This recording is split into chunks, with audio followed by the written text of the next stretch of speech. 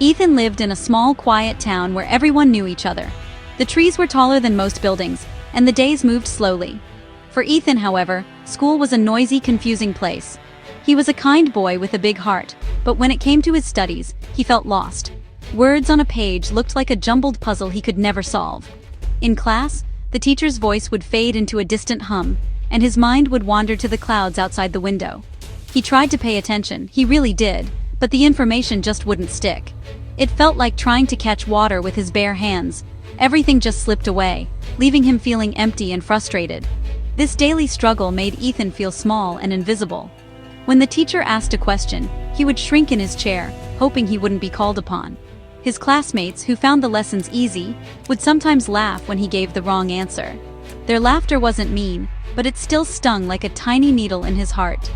Each giggle made him believe that he was not smart enough, that he was different from everyone else. He started to dread going to school.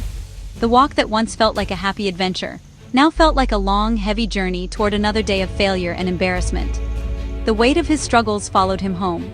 His backpack felt heavy, not just with books, but with disappointment. He would sit at his desk, staring at his homework for hours. The letters and numbers would dance and blur, and a feeling of hopelessness would wash over him. He wanted to make his parents proud. He wanted to feel the joy of understanding something new. But instead, he felt trapped in a cycle of trying and failing. His confidence was a tiny flicker, barely alive, and he was starting to believe that maybe, just maybe, learning wasn't for him. At night, Ethan would lie in bed and think about his future. What could he become if he couldn't even pass his classes? The other kids talked about being doctors, engineers, or artists. Ethan couldn't imagine any of those things for himself. He felt like he was standing at the bottom of a very tall mountain with no path to the top. The fear of being left behind was a constant companion, a quiet whisper that told him he wasn't good enough. This feeling settled deep inside him, making him quiet and withdrawn, hiding his bright spirit behind a wall of self-doubt and silence. One afternoon, after a particularly difficult math class, Ethan stayed behind. He was trying to erase a wrong answer so hard that he tore a hole in his paper. Mr. Harris, his philosophy teacher, noticed him. Mr. Harris was not like the other teachers. He was calm and patient, and he had a way of explaining big ideas in simple ways. He walked over to Ethan's desk, not with a look of disappointment, but with one of gentle concern. He didn't ask about the torn paper or the wrong answer. Instead, he simply asked, "Ethan, is everything all right? You seem to be carrying a heavy weight on your shoulders." Ethan was surprised. No one had ever asked him that before. He looked up at Mr. Harris, and for the first time, he felt like someone truly saw him. Not his mistakes, but his struggle. He hesitated for a moment, then all his worries came pouring out.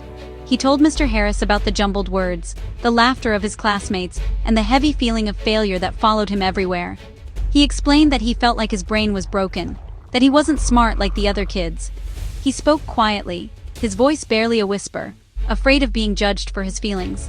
Mr. Harris listened without interrupting. He nodded slowly, his eyes full of understanding and empathy. He didn't tell Ethan to try harder or pay more attention. When Ethan finished, there was a quiet moment in the classroom. Then, Mr. Harris smiled warmly. "Thank you for sharing that with me, Ethan," he said. "Learning is not about being smart or not smart. It's a skill, like learning to ride a bike. Sometimes you just need someone to show you how to balance.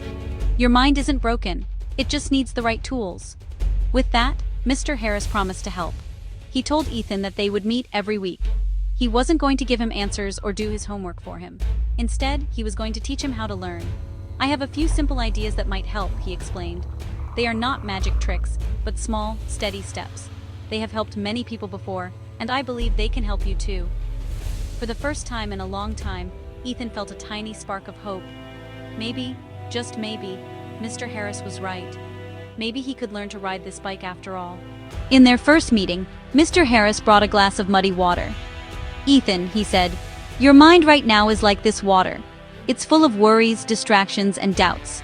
You can't see clearly through it." He let the glass sit on the table. Slowly, the mud settled to the bottom, and the water became clear. Lesson 1 is to find your clarity. Before you study, take a few deep breaths.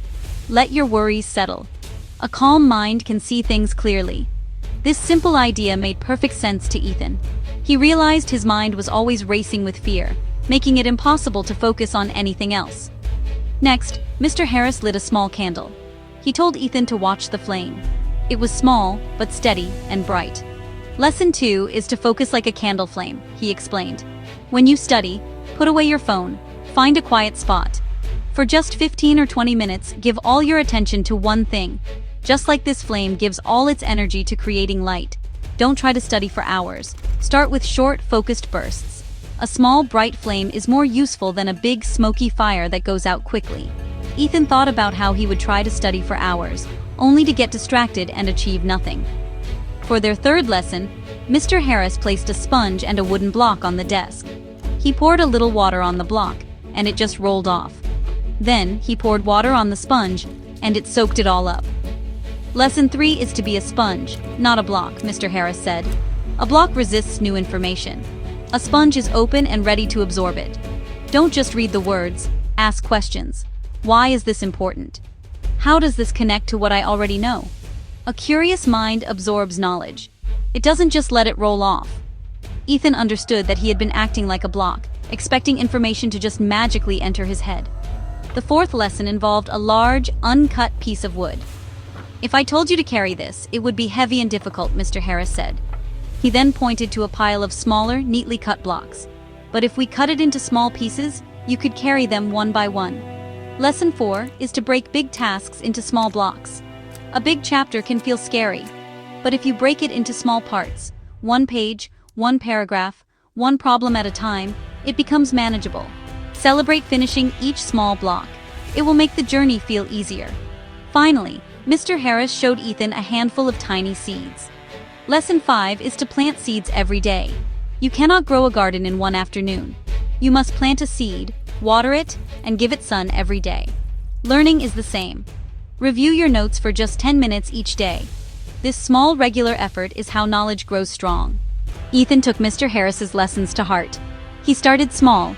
Before doing his homework, he would sit quietly for a minute, imagining his worries settling like mud in a glass. He found a quiet corner in his house and tried to study for just 15 minutes at a time, focusing like a candle flame. It was difficult at first.